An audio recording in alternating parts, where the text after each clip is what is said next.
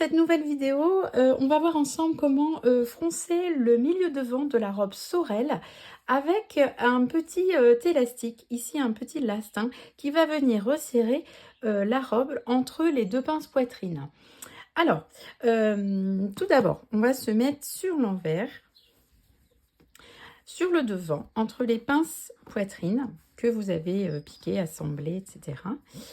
Et on va venir mesurer entre les deux pinces. Ici, j'ai 26 cm. On va couper un morceau de lastin de la mesure que vous avez faite fois 0,6. C'est-à-dire que l'élastique va donc être plus petit et c'est ce qui va nous permettre de venir froncer très facilement.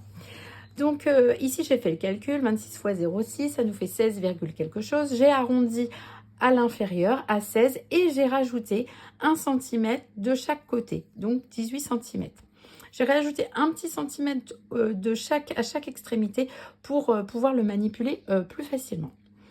Donc du coup, une fois que vous avez votre petit élastique, alors ici c'est un lastin, donc c'est un élastique transparent en caoutchouc. Vous pouvez utiliser aussi de la laminette si vous avez, ou même un petit élastique classique. Moi j'aime bien le lastin parce que c'est fin et ça a un pouvoir bien élastique et il va vraiment jouer son rôle fronceur. Donc là je vais l'épingler sur la marge de couture. Alors on va se mettre plutôt du côté de la fronce. Ça évitera de faire des bêtises et de rester bien plat de l'autre côté, c'est plus facile. Donc on va se mettre du côté de la fronce et donc on va épingler en démarrant à la pince poitrine et j'ai dit que je laissais un petit centimètre donc à l'extrémité dépassée et donc on va aller jusqu'à l'autre, pareil, hop, ici, on va venir épingler l'extrémité en laissant les petits centimètres débordés. Et donc, voyez, donc on va devoir venir tirer pour que ceci vienne froncer tout simplement votre robe. Donc, je vais venir marquer le milieu de mon élastique, voilà, et le milieu aussi sur la robe. Hop, et je vais accrocher aussi le centre. Ce sera plus facile pour avoir des repères. Toc, voilà. Et là, il va nous rester plus qu'à piquer dans la marge de couture. On va venir piquer tout simplement au point zigzag. Alors, on va faire un zigzag assez large. Je vais mettre à 4, en longueur 4, largeur 4.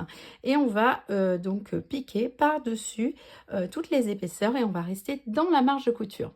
On se retrouve devant la machine. J'ai planté mon aiguille à l'extrémité. Je vais pouvoir retirer mon épingle. Et là, je vais devoir étirer. Vous voyez, le lastin, il est quand même bien raide, donc il va bien venir froncer comme il faut.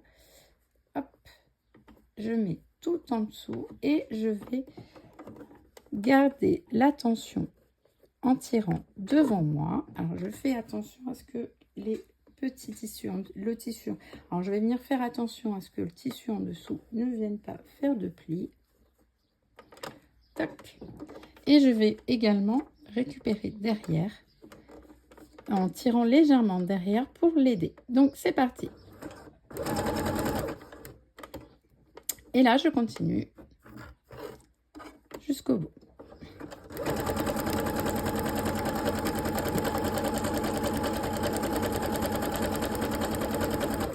Donc là on est à la moitié. Je vais retirer mon épingle et hop, on va faire la même chose pour l'autre moitié.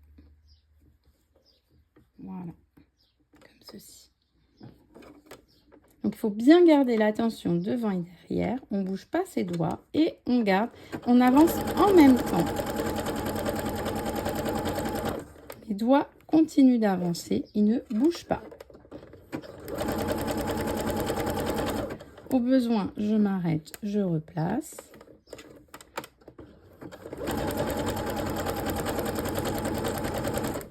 Voilà. Petit point d'arrêt. Hop. Et c'est terminé. Donc voilà, ici ce qu'on obtient sur la marge de couture. Je vous montre tout de suite de l'autre côté ce que ça donne. Donc voici ce que ça donne. Après repassage à la vapeur, il faut que vous passiez un coup de vapeur sur votre robe pour que les fronces se prennent bien leur place et soient jolies. C'est vraiment super important.